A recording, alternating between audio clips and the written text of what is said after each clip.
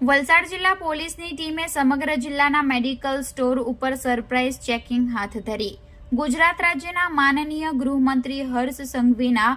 માર્ગદર્શન અને સૂચના હેઠળ વલસાડ જિલ્લા પોલીસ વડા ડોક્ટર કરણરાજ વાઘેલાના રાહબારી હેઠળ વલસાડ જિલ્લામાં પ્રિસ્ક્રિપ્શન વગર દવાનું વેચાણ કરતા મેડિકલ સ્ટોર સંચાલકો વિરુદ્ધમાં કાર્યવાહી કરવા માટે આપેલી સૂચના મુજબ વલસાડ જિલ્લાની એલસીબી, એસઓજી તથા સ્થાનિક પોલીસ સ્ટેશનના અધિકારી કર્મચારીઓની અલગ અલગ ટીમો દ્વારા ફૂડ એન્ડ ડ્રગ વિભાગના અધિકારીઓને સાથે રાખી વલસાડ જિલ્લાના મેડિકલ સ્ટોર ઉપર